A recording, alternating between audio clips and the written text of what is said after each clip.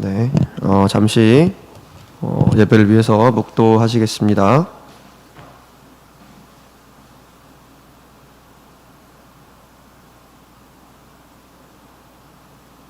할렐루야, 아멘.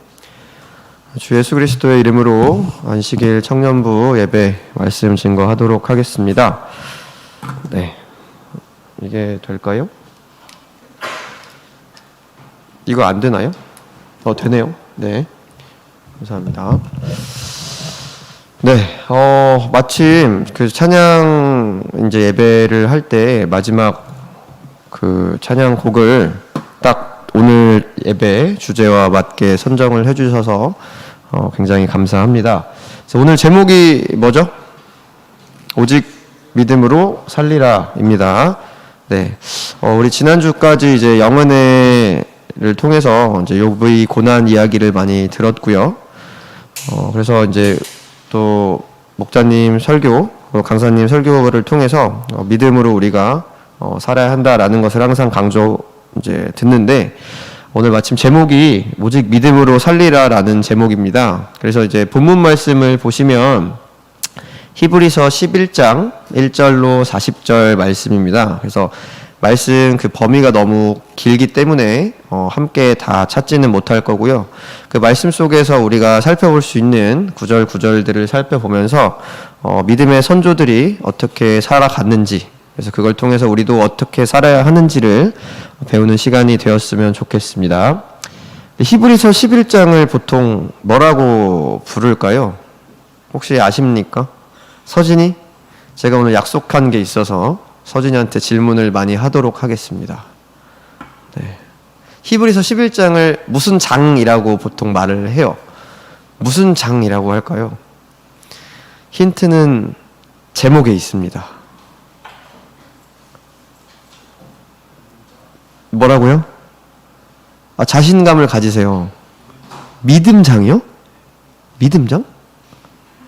네, 맞아요. 믿음장이라고 합니다. 자신감을 가지세요. 네. 왜 믿음장이라고 하냐면, 이거 히브리서 11장에 보시면요, 그 믿음으로 누구는 이렇게 살았고, 믿음으로 누구는 이렇게 살았고, 믿음으로 누구는 이렇게 살았고, 이런 내용이 반복이 돼요. 그래서 이제 우리 과거의 그 성경 속 인물들, 여러분 성경 속 인물 하면 보통 누가 떠오르시죠? 아무나 한 명씩 얘기해 봅시다. 은진이. 아무나 좋으니까요.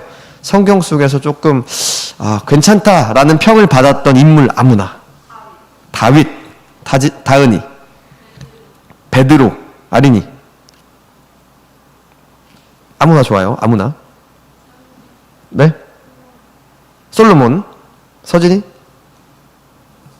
네? 모세. 네. 그 다음 강민이? 아브라함. 자, 그 다음 보현쌤. 노아. 네, 은구 형제님. 점점 어려워지죠? 방심하지 마세요. 다 시킬 거예요. 예수님 말고요. 예수님이 뭐 가장 본이 되시는 분이지만 또 말고 아담. 네. 자, 그리고 진솔 형제님. 야곱. 그리고 지혜자매님. 어렵습니다. 바울. 네, 찬민 선생님. 네? 이삭. 네, 미선 선생님. 아브라함 했습니다. 네, 옐로우 카드예요. 아브라함 했어요. 다윗이요? 다니엘이요. 네, 감사합니다. 네, 다니엘까지 해서 지금 11명 이야기가 나왔어요. 근데 오늘 이제 이 믿음장에 기록되어 있는 사람들이 여러분들이 말씀하신 그 사람들의 이름도 있고요. 그리고 말씀하지 않으신 이름들, 그러니까 여기에는 없지만 여러분들이 말씀하신 이름들도 있는데, 어쨌든 오늘은 크게 3명의 인물의 삶을 통해서 우리가 어떤 믿음을 가져야 하는지에 대해서 살펴보고자 합니다. 자, 오늘의 그 성경 구절, 주요 암송 구절이 있습니다. 다 같이 소리 맞춰서 읽어보도록 하겠습니다. 시작. 믿음이 없이는 기쁘시게 못하나니 하나님께 나아가는 자는 반드시 그가 계신 것과 또한 그가 자기를 찾는 자들에게 상 주시는 이심을 믿어야 할지니라. 네, 아멘.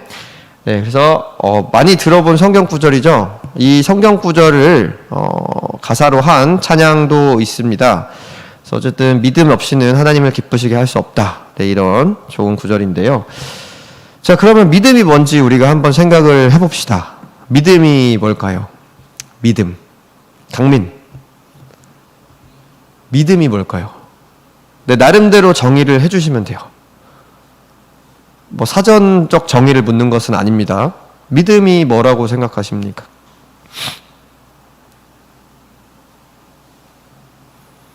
(3초간) 대답이 없으면 서진이한테 넘어가요.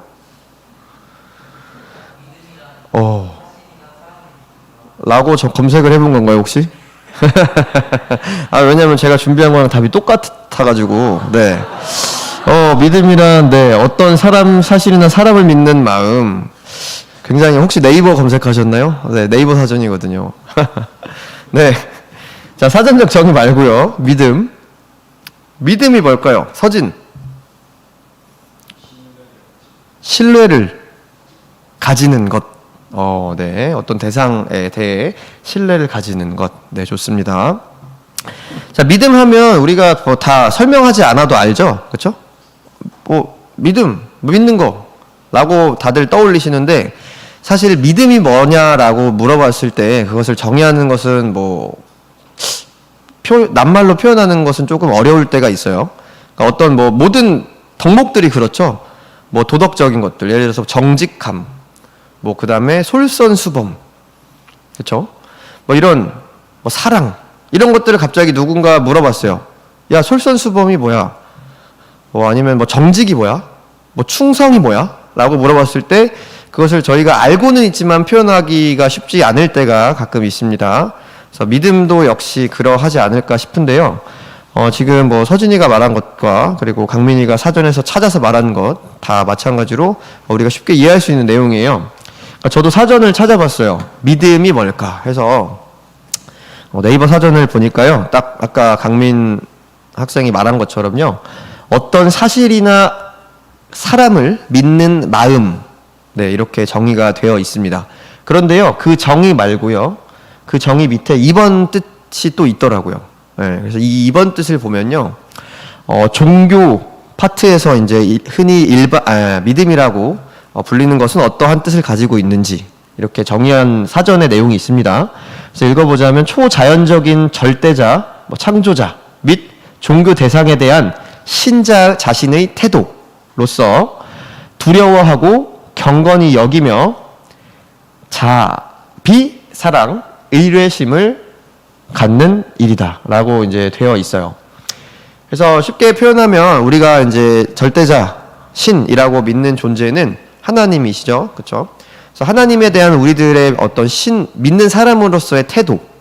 그래서 자비, 충성, 이런 각종 그런 덕목들을 포함해서 하나님을 우리가 어떻게 생각하고 있느냐, 그런 태도를 믿음이라고 한다라고 사전은 정의를 하고 있습니다. 여러분들은 믿음이 있으십니까? 믿음. 어떤 하나님에 대한 나만의 어떤 기준이나 하나님에 대한 신뢰, 하나님에 대한 생각, 이런 것들이 각자 사람들마다 조금 정의가 다를 테지만 각자의 믿음이 아마 있을 겁니다. 그렇죠? 근데 이런 것들은 이제 믿음이라고 우리가 하는데요. 근데 믿음 중에서도 오늘 말씀 찾아볼 것은요, 그냥 믿음이 아니에요. 하나님을 기쁘시게 하는 믿음입니다. 네, 하나님을 기쁘시게 하는 믿음.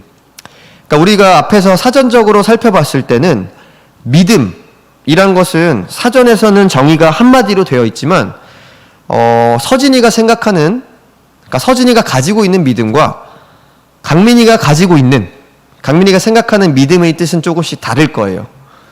그리고 하나님께서 보셨을 때 서진이가 나를 믿는 정도에 대한 믿음과 아린이가 나를 믿는 믿음의 정도, 하나님이 보셨을 땐 다 다르겠죠?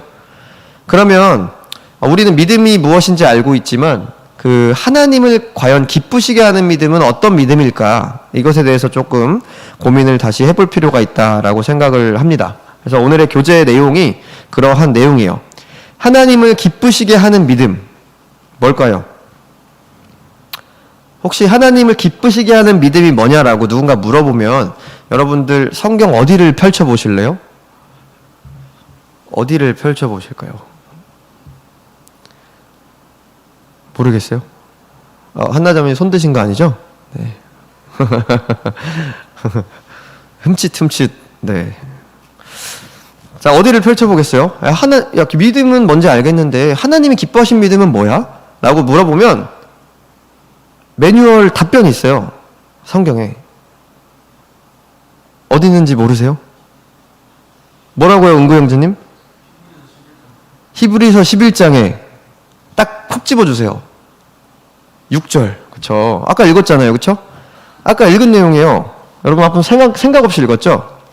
자, 믿음이 없이는 하나님을 기쁘시게 하지 못한다라고 되어 있어요. 그래서 하나님이 기뻐하시는 믿음이 뭔지가 히브리서 11장 6절에 자세히 나와 있습니다. 그래서 6절을 분석을 해보면요. 네. 두 가지를 믿어야 하나님이 기뻐하시는, 하나님을 기쁘시게 할 수 있대요. 그 두 가지 중 첫 번째가 뭘까요? 은진. 여기 분석해 보세요. 질문이 뭐냐고요? 네. 하나님을 기쁘시게 하는 믿음. 그게 무엇인지 여기에 적혀 있죠? 뭘 믿어야 하나님이 기뻐하신다고 써 있습니까? 네, 하나님이 계신 것. 첫 번째로는 하나님이 진짜 존재하는가? 하나님이 존재한다. 하나님은 살아 계신다. 라는 것을 우리가 믿는 것을 하나님은 기뻐하신대요. 자, 두 번째, 강민이. 또 뭘 믿어야 한대요?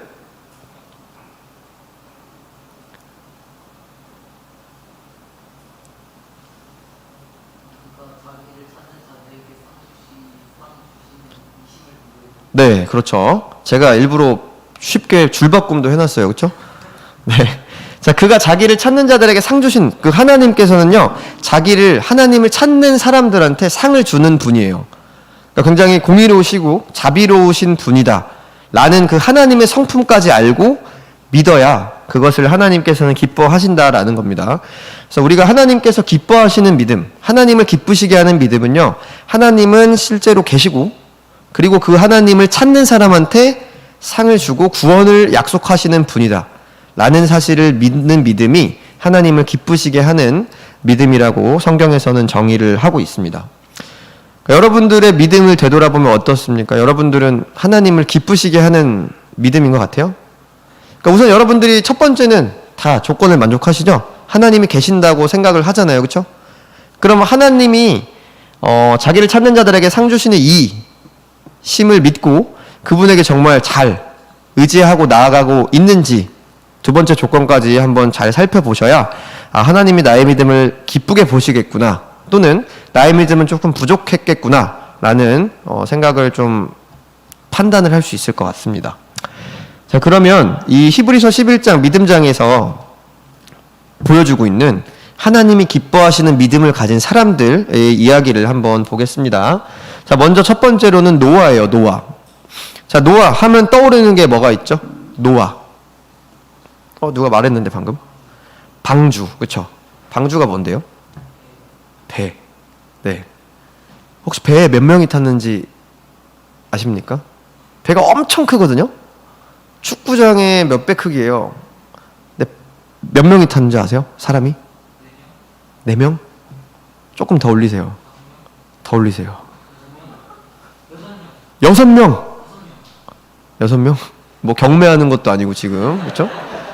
네. 자, 8명이 탔어요. 8명. 사람은 8명이 탔고요. 각종 짐승들이 다 탔다고 되어 있는데, 자, 먼저 이제 노아가 가졌던 믿음은요, 그냥 한마디로 우리가 딱 정리할 수는 없지만 제가 나름대로 이제 정리를 해봤어요. 여러분들 지금 보고 계시는 교재 내용과 이제 거의 흡사한데요. 교재 내용을 참고해서 좀 나름 정리를 해봤는데, 하나님의 사람, 믿음의 사람 노아는요, 우선 하나님을 경외하고 헌신할 수 있는 그런 태도를 갖춘 믿음이 있었다라고 정의를 해보았습니다. 자, 이게 뭐죠? 네, 실제로 저렇게 생겼는지까지는 모르겠지만 어쨌든 성경에 기록되어 있는 높이, 너비, 이런 것들을 기준으로 사람들이 그림으로 표현을 해놓은 자료를 인터넷에 찾았는데요. 이 방주를 아까도 말씀드렸지만 뭐 축구장 면적의 몇 배나 달하는, 제가 정확히 몇 배까지 되는지는 기억이 안 나요. 그런데 그렇게 큰 규모의 방주를요, 누구한테 만들라고 시켰죠? 노아한테. 누가 시켰어요? 하나님이 시켰습니다. 왜 시켰죠? 인간들은 다 쓰레기다. 너무 표현이 굉장히 뭐 날카롭지만, 네. 그래서 인간은 쓰레기다. 인간들이 쓰레기는 어떻게 해야 되죠? 쓸어서 버려야 되죠, 그렇죠? 아직 실제로 쓰레기라고 하나님이 하진 않았지만 쓸어서 버린다라고 표현을 하세요, 그렇죠? 그래서 지상에서 다 쓸어 버린다. 그래서 이제 다 멸망을 시킬 거니까 너는 이제 의로운 사람이니 너희 가족을 포함해서 살아남을 수 있는 방주를 지어라라고 명령을 하시죠. 네, 히브리서 11장 7절을 한번 같이 읽어보도록 하겠습니다. 시작. 믿음으로 노아는 아직 보지 못하는 일에 경고하심을 받아 경외함으로 방주를 예비하여 그 집을 구원하였으니 이로 말미암아 세상을 정죄하고 믿음을 쫓는 의의 후사가 되었느니라. 네, 아멘. 자, 여기에 보시면요, 노아는 경고를 받았어요. 이제 세상이 곧 멸망할 것이다. 그래서 앞으로 뭐 그들의 날은 120년이 된다. 120년이 된다. 뭐 이렇게 말을 하는데 모기가 있네요. 그렇죠? 말씀을 들으러 왔나? 네. 자, 네. 그래서 이제 노아가요, 굉장히 긴 기간 동안 방주를 지어요. 근데 그 방주를 누구를 위해서 지었을까요? 누구를 위해서? 그러니까 물론 첫 번째로는 제가 이제 빨간 글씨로 정리해놨죠. 경외하는 마음이 있었어요. 누구를 경외하는 마음이 있었을까요? 하나님을 경외하는 마음이 있었어요. 여러분, 경외가 뭔지 아십니까? 경외가 뭐죠? 네, 경외가 뭐예요? 쳐봤어요, 혹시? 손이 굉장히 빠르네요. 네. 네. 자, 경외하고, 네, 두려워하는 그런 마음입니다. 그쵸? 그러니까 거룩한 두려움이라고 생각하시면 돼요. 되게 거룩한 두려움. 그러니까 그냥 막 무서워하는 게 아니에요. 무서워하는 게 아니고 그분은 굉장히 존귀하고 거룩한 존재이기 때문에 내가 감히 함부로 할 수 없는, 그래서 무조건 순종해야 하는, 그렇게 느끼는 마음이 경외예요. 그래서 이 노아는요, 하나님의 경고하심을 받아서요, 경외하는 마음으로 방주를 지었어요.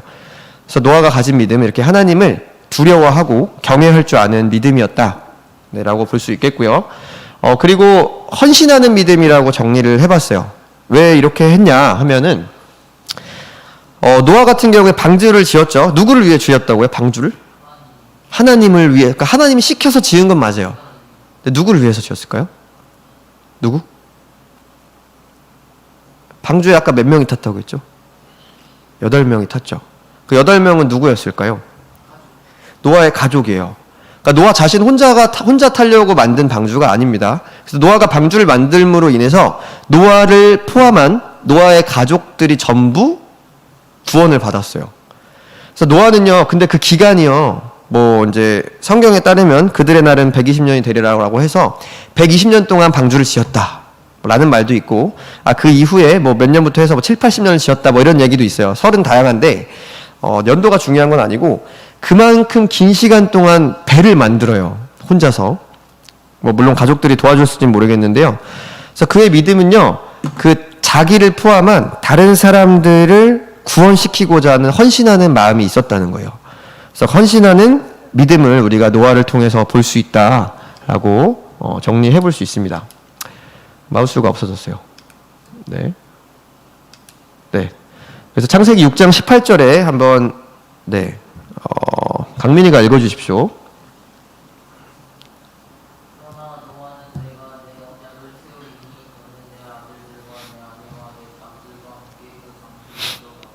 네.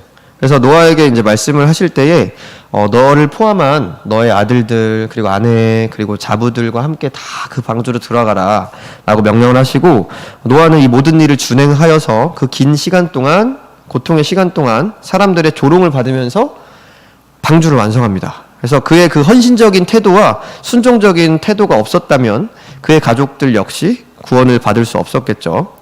그래서 이제 노아는 굉장히 하나님을 경외하고 그 다음에 가족들의 구원, 자기의 친구, 뭐 이제 주변 사람들을 위해 이제 그런 헌신하는 믿음이 있었다라고 우리가 생각을 해볼 수 있습니다. 그래서 이 노아를 통해서요, 그 우리도 마찬가지로 우리가 지금은 이제 참예수교회에 들어와 있고 그 지금 뭐 말세 구원 방주라고 불리는 이 참예수교회에 들어와 있어요, 그렇죠? 그래서 지금은 방주를 짓지 않죠. 뭐 세상이 멸망한다고 해서 배를 만드는 사람은 없어요. 하지만 세상이 멸망하기 전에 우리가 대비하기 위해서 가는 곳이 있어요. 거기가 어디예요? 거기가 교회예요, 교회. 그래서 이제 방주는 지금의 교회를 뜻합니다. 그래서 우리가 이제 이 방주 안에 타고 있잖아요, 지금. 뭐 우리가 끝까지 천국 가는 길을 향해서 우리가 방주를 온전히 타고 가서 목적지에 도착할지 아니면 중간에 뭐 내릴지 이거는 아무도 몰라요. 아무도 모르지만 분명한 것은 여기가 노아가 그래 했듯이 우리도 이 방주에 우리만 타고 있으면 안 돼요. 그래서 뭐 우리의 가족, 우리의 사랑하는 사람, 그리고 우리의 뭐 주변 친구들, 아끼는 사람들을 이 노아가 그러했던 것처럼 헌신적인 태도로 우리가 좀 전하고 이끌어 가야 되는 그런 헌신적인 믿음이 필요하지 않나라는 것을 우리가 노아의 삶을 통해서 좀 배워볼 점이라고 생각을 합니다. 그래서 그 목사님도 마찬가지고 아까 이제 찬양 인도하시는 분들도 그렇게 얘기를 했어요. 그 영은 전도 대회가 아니냐. 그래서 우리의 뭐 행사가 아니고 우리가 말씀을 전하고 구원하고 싶은 그런 영혼을 초청하는 잔치이다라고 말씀을 하셨습니다. 그러니까 물론 이렇게 말하는 저도 부끄럽지만 어쨌든 저희가 살면서 이 전도의 사명을 좀 힘쓰고 헌신하는 태도를 가져야 하지 않을까. 노아를 통해 그런 것들을 생각할 수 있겠습니다. 자, 두 번째로 믿음의 사람 아브라함이요. 아까 아브라함 누가 말씀하셨죠? 아브라함. 네, 맞췄어요. 아브라함. 네, 아브라함을 이제 우리는 흔히 저 믿음의 조상이라는 표현을 합니다. 그럼 아브라함을 왜 믿음의 조상이라고 불리죠? 강민이? 아까 맞췄으니까 한번 얘기해 봅시다.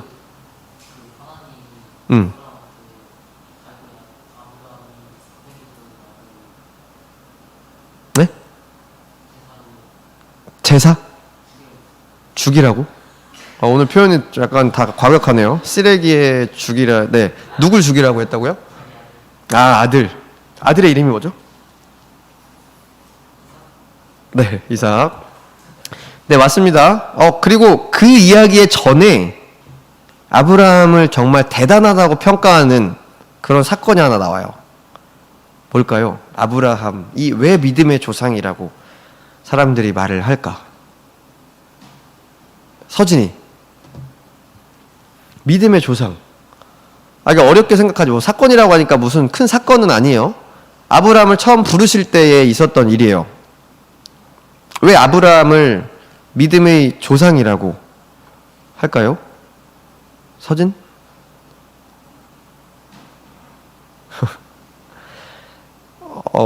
그러면 네, 뭐라고 힌트를 줬어요, 지금. 강민이를 믿으세요? 네. 네. 자, 그러면 우리 고등부 다른 또 학생 다은 질문을 바꿀게요. 아브라함 하면 아브라함 아까 노아는 경외하는 헌신하는 믿음이었죠. 아브라함 하면은 떠오르는 키워드가 뭘까요? 순종. 순종이에요, 순종. 아브라함은 순종하는 믿음을 보인 사람이에요. 그래서 아브라함이 순종을 하는데요. 처음에 하나님이 아브라함을 부르십니다. 그쵸? 너는 네 조상들의 땅을 떠나서 가. 어디로 가라고 했어요? 어디로 가라고 할게요? 네? 쏘다요? 어디요, 거기는? 네. 어디로 가라고 하는지는 처음에 안 알려줬어요. 그냥 내가 너한테 지시할 땅으로 가라고 했어요. 그러니까 여러분 갑자기 목자님이 막 불러요. 목자님 은진자매 잠깐 일로 와보세요 한 다음에 목자님이 지금 심부름 하나 할 건데 거길 갔다 올 수 있겠어? 라고 물어봐 목자님이. 그럼 은진이 뭐라고 할 거예요? 싫다고요? 싫다고 할 거예요? 그렇죠. 어디로 갈 건데요? 라고 물어보겠죠? 어디로 갈 건데 물어봐. 근데 목자님이 거기서 아, 그냥 내가 나중에 알려줄 테니까 갈지 말지 오케이만 해. 근데 멀 수도 있어. 외국일 수도 있어. 뭐 이렇게 힌트를 줬어요. 그러면 굉장히 고민되겠죠?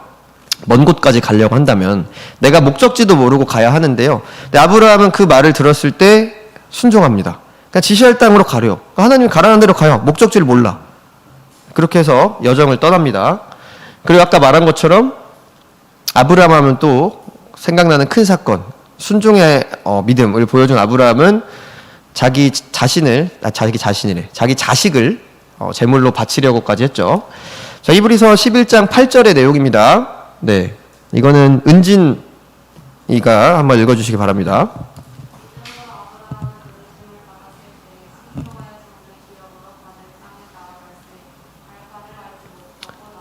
네, 그래서 믿음으로 아브라함은 순종을 했어요. 순종을 했는데 나아갈 땅을 어딘지 모르고 그냥 하나님이 가라고 하니까 갔어요.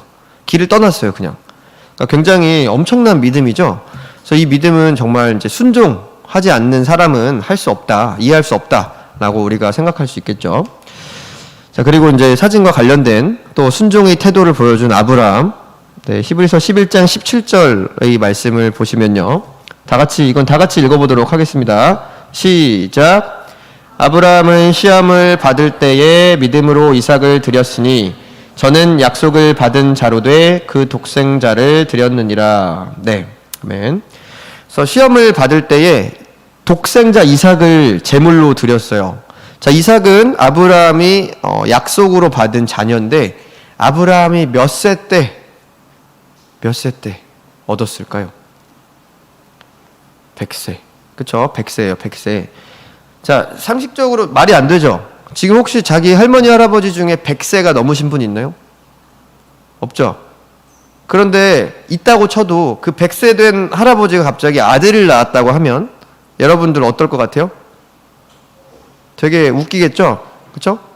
손자도 아니고 손자의 아들도 아니고 증손자도 아니고 아들을 낳았다고 하면 굉장히 믿기 어려울 텐데 아브라함이 이제 그렇게 노년에 얻은 아들, 그 아들을 하나님께서 제물로 바치라고 하셨습니다.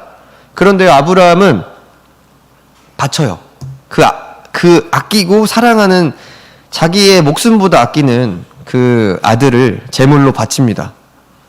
근데 이 뒤에 제가 구절을 준비하지 않았는데요. 이 히브리서 11장 19절인가에 보시면 바칠 때에 뭐라고 표현했냐면 내가 얘를 죽이면 하나님이 다시 뭐 하실 거다?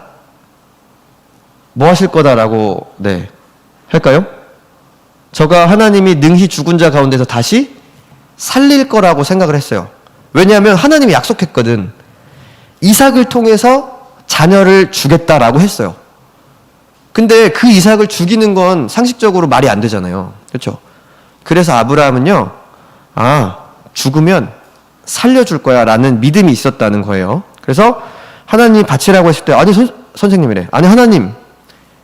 하나님이 약속의 자녀라고 주신 이삭 아닙니까? 그럼 이삭을 통해서 자녀가 번성하려면 이삭이 잘 자라야 되는데 왜 죽이려고 합니까? 라고 따져야 되잖아요.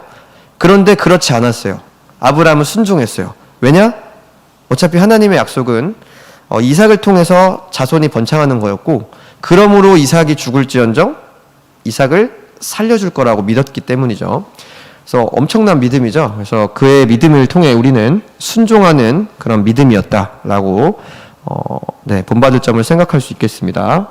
자, 그 다음, 세 번째로는 아까 모세. 누가 모세 말했죠? 모세? 모세. 자, 모세는 어떤 믿음일 것 같아요? 참고로 어려워요. 모세 하면 떠오르는 게 뭐가 있어요? 여러분 아마 어렸을 때 한 번쯤 본 애니메이션이 있을 거예요. 모세 하면 떠오르는 애니메이션. 뭐죠? 없어요? 다 안 봤나? 혹시? 아동부 얼마 전에 막 보던 것 같은데, 그죠? 아동부 선생님, 진솔쌤. 이집트 왕자. 몇 번 봤어요? 많이 봤어요? 네. 자, 이집트 왕자 보시면 얘는 왕자예요. 그러니까 물론 왕자 출신은 아니지만 그 공주가 주어요. 강에서 주어서 왕자의 신분을 얻어서 살아갑니다. 그럼 가만히 거기에 이제 안주하게 되면 왕권을 이을 수 있을지까지는 모르겠지만 어쨌든 왕궁에서 평생을 부유하게 살 수 있는 사람이에요. 그런데 모세가 그렇게 삶을 살았어요? 모세의 삶은 그렇게 살지 않았어요. 모세는 이스라엘 백성을 지도하는, 그래서 어디서 떠나왔죠? 도망 나온 나라의 이름이 뭐예요? 아까 어디의 왕자라고? 이집트의 왕자. 도망 나온 나라의 이름이 이집트예요. 성경에서는 애굽이죠. 애굽. 그렇죠? 그래서 이 모세는요. 어떤 믿음을 가졌냐 하면 내세를 소망하는 믿음을 가졌다. 그러니까 현실 세계, 그러니까 현실 세계를 누리고 안주하고 그것을 이제 떵떵거리면서 만족하면서 사는 삶이 아니고요. 내가 현세에서 벗어난 내세의 삶을 소망하는 믿음이 있었다라는 거예요. 내세, 우리가 보통 사후세계라고 하죠. 사후세계, 그쵸? 사후세계라고 하면 죽은 이후의 세계잖아요. 그것을 이제 내세라고 표현을 하는데, 우리가 죽으면 이제 뭐가 있습니까? 죽으면? 심판이 있다. 그래서 천국을 갈 건지, 지옥을 갈 건지 결정이 된다고 하죠. 그래서 모세는요, 왕자였어요. 그 모든 걸 누릴 수 있었어, 왕궁에서. 평생 배 터지게 먹고, 자기가 갖고 싶은 걸 다 갖고, 누릴 수 있는 그러한 신분이었는데, 그 신분을 버리고, 하나님이 종이 돼서 하나님이 주시는 사후세계의 상을 믿었어요. 그래서 아까 여러분 혹시 그 히브리서 11장 6절 기억나세요? 하나님을 기쁘시게 하는 믿음의 두 번째 조건이 뭐였죠? 상 주시는 이심을 믿어야 돼요. 근데 그 상을 언제 주는 줄 알아요? 하나님이? 몰라요? 죽어야지 줘요. 죽어야. 그 상이 뭐냐면 구원이에요. 구원을 주는 거예요. 하나님이. 잘했다. 나를 믿었구나. 날 잘 따라왔구나. 마지막 날에 구원시켜주는 그게 상급인데 그 상을 믿었어요. 모세는. 지금 당장 눈앞에 보이는 것들이 아니고요. 네. 마우스가 자꾸 어디 가죠?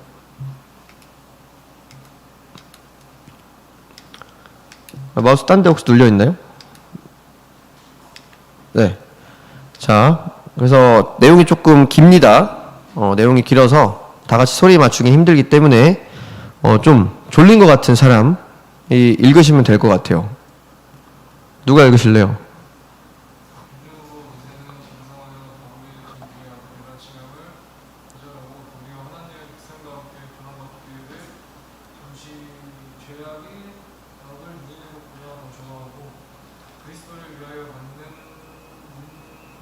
욕.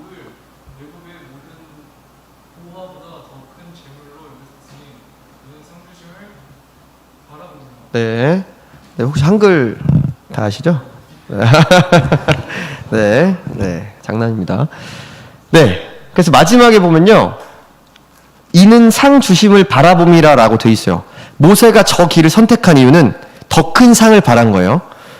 자, 여러분 누가 갑자기 강민이한테 강민아, 누가 딱 와서 햄버거를 준대 너한테. 네가 너무 배고픈데 햄버거를 준대. 지금 먹으면 햄버거를 먹을 수 있고, 네가 앞으로 3시간을 기다리면 햄버거를 2개 먹을 수 있어. 어떡할래요? 2개 못 먹을 것 같아요? 그럼 조건을 조금 바꿀게요. 3개를 먹을 수 있는 지금 배고픔이에요. 당장 1개를 먹을래요? 아니면 3시간 후에 2개를 먹을래요? 왜요? 하나는 배고플 것 같으니까. 그러니까 이게 사람이 솔직히 살면서 쉽지 않잖아요. 이거는 그러니까 지금 예시에서는 솔직히 우리가 뭐 나름의 논리에 따라서 선택하는 게 달라질 수 있어요. 올바른 예시는 아니겠지만 어쨌든 현세에서 내가 모든 것을 누릴 수 있는 자격이 있어요. 모세는 햄버거 2개 먹고 싶으면 2개 먹고, 그다음 피자 먹고 싶으면 피자 먹고, 내가 모든 걸 다 누릴 수 있는데 이 모든 것을 다 포기해. 더 이상 내가 음식도 먹을 수 없고, 가난에 굶주리고 굉장히 고통의 삶, 실제로 광야에서 40년을 돌았잖아요. 그렇죠? 그런 고통의 삶을 살면서도 그가 이 삶을 선택한 이유는 상 주시는 이였기 때문이야. 하나님께서. 그래서 그 상이 지금 당장 이 왕궁에서 우리가 누리는 상보다 훨씬 더 영원하고 훨씬 더 거대한 상일 거라는 믿음이 있었기 때문에 모세는 그걸 선택을 한 거죠. 그렇죠? 그래서 현실 세계에서 주는 만족감, 그래봤자 여러분 그 사람들 평균 수명이 지금 대충 어떻게 되냐면 저도 정확히 모르겠지만 뭐 70에서 80세 정도 돼요. 물론 이제 과학기술, 의료기술이 발달해서 뭐 조금 더 살 수 있겠지만 우리가 80년을 이 세상에서 떵떵거리면서 살아도 앞으로 80년 이후에는 영원한 세계가 준비되어 있는데 이 80년의 삶을 굉장히 뭐 누리면서 살다가 나머지 영원함을 지옥에서 살 거냐 아니면 그 반대로 지금 삶이 굉장히 궁핍하고 힘들어도 영생을 앞으로 천국에서 맞이할 것이냐, 이거의 선택은 당연히 후자의 선택이 굉장히 합리적인 선택이겠죠. 하지만 어려운 선택이죠. 왜냐하면 사후세계가 우리 직접 가본 것이 아니니까. 근데 이제 모세는 그런 내세를 소망하는 믿음이 강했기 때문에 그 모든 것을 버리고 갔다라는 겁니다. 그래서 출애굽기 2장 11절에 보시면 그 모세의 삶에 변화하는 사건이 하나 나와요. 제가 읽겠습니다. 모세가 장성한 후에 한 번은 자기 형제들에게 나가서 그 고역함을 보더니 어떤 애굽 사람이 어떤 히브리 사람 곧 자기 형제 치는 것을 보더라. 그래서 이스라엘 백성이 노예 생활을 하면서 열심히 막 일을 했어요. 애굽 사람이 막 책짓질을 했어. 그런데 그 과정에서 노역하는 과정에서요 죽었어요. 자기 형제, 그러니까 히브리 사람을 치는 것을 봤어. 그래서 이 모세는 항상 마음속에 나는 히브리 사람이다, 나는 하나님의 자녀다라는 마음이 있었기 때문에 그 정체성이 있었기 때문에 이 순간을 참지 못하고 그 애굽 사람을 쳐 죽이게 되죠. 그럼으로써 이제 애굽에서 쫓겨나는 도망가는 신세가 됩니다. 그러니까 그가 이걸 보고 아 뭐야 하면서 그냥 대수롭지 않게 넘겼다면 그는 평생 이 애굽에서 떵떵거리면서 살 수 있었어요. 그런데 그 현실의 그 큰 상급을 포기하고 내세에 다가올 더 큰 상급을 소망하는 마음이 있었기 때문에 저런 선택을 할 수 있었겠죠. 네, 자, 이런 믿음을 가진 사람들한테는 항상 핍박이 찾아옵니다. 네, 그래서 여기 보면 히브리서 11장 36, 37절에 어떤 이들은 희롱과 책짓질 뿐 아니라 결박과 옥에 갇히는 시험도 받고요. 돌로 치는 것, 톱으로 켜는 것, 그리고 시험, 칼에 죽는 것을 당하고 양과 염소의 가죽을 입고 유리하여 궁핍과 환난과 학대를 받았어요. 그러니까 이 믿음의 선조들이 믿음을 잘 지키려고 하면 이렇게 핍박받는 삶을 살았대요. 성경에 이렇게 기록을 하고 있어요. 굉장히 가난하고 힘들어. 이 현실 세계에서는. 그런 핍박과 장애물이 믿음의 사람들 앞에는 많이 펼쳐집니다. 하지만요, 이런 사람들은요, 38절에 보면요, 이런 사람은 세상이 감당치 못하도다라는 표현이 있죠. 이 표현이 저는 굉장히 난해해서 무슨 말인가 찾아봤더니 이런 세상이 품을 수 없는 사람들인 거예요. 이 세상의 재물로는 만족함을 느낄 수 없는 그러한 사람들이다. 그러니까 이런 사람들, 핍박을 이겨낸 사람들은 이 세상에 머물지 않고 잠시 거쳐 지나가는 영원한 영생을 소망하는 그런 사람들이다라는 표현이더라고요. 그래서 우리가 세상 살면서 지금은 누가 뭐 예수님 믿는다고 와서 때리지 않죠? 너 예수님 믿어? 그러면서 갑자기 채찍질하지 않잖아요. 그래서 우리가 사실 겪게 되는 핍박은 이렇게 눈에 보이지 않는 핍박일 겁니다. 뭐 교회를 갈 수 없게, 하나님을 믿을 수 없게 방해하는 여러 장애물들이 있겠죠. 우리 삶 속에. 누군가에게 그게 뭐 시험이 될 수도 있고요. 그러니까 학교 시험. 누군가에겐 학원이 될 수도 있고, 뭐 누군가에겐 결혼식이 될 수도 있어요. 그렇죠? 친한 친구의 결혼식. 뭐 믿음을 방해하는, 안식일을 지키지 못하게 하는 요소들. 그러니까 그런 장애물들을 만날 때에 그런 것들을 좀 이겨낼 수 있는 사람이 되려면 앞서 선조들이 보여준 그런 순종하는 뭐 헌신하고 경외하고 그 다음에 내세를 소망하는 믿음이 필요하다라는 겁니다. 네, 그래서 결론을 맺도록 하겠습니다. 네, 다 같이 한번 큰 소리로 읽겠습니다. 시작. 너희가 그 은혜를 인하여 믿음으로 말미암아 구원을 얻었나니 이것이 너희에게서 난 것이 아니요 하나님의 선물이라. 네, 로마서 1장 17절도 같이 읽겠습니다. 시작. 복음에는 하나님의 의가 나타나서 믿음으로 믿음에 이르게 하나니 기록된 바 오직 의인은 믿음으로 말미암아 살리라 함과 같으니라. 네, 아멘. 그래서 우리는 믿음으로 말미암아 살아야 한다. 오늘 제목처럼 오직 믿음으로 살리라. 그렇게 살았던 선조들처럼 우리 또한 그렇게 살아야 하는데, 그러면 어떠한 믿음이 하나님을 기쁘시게 하는 믿음인가? 그리고 선조들이 보여줬던 믿음은 어떤 믿음인가? 라는 것을 통해서 우리가 앞으로 살아갈 세상에서 장애물들, 핍박을 이겨내고 어떤 믿음을 가지고 살아가야 되는지 좀 교훈을 얻는 시간이 되었으면 좋겠다는 마음으로 말씀을 마치도록 하겠습니다. 네, 항상 어려움 가운데서 세상의 유혹과 시험 그리고 핍박 가운데서 그 선조들이 가졌던 믿음처럼 그 믿음을 본받고 우리가 그 믿음을 가지고 살아가려고 노력하시는 그런 청년부가 되기를 소망합니다. 네, 그러면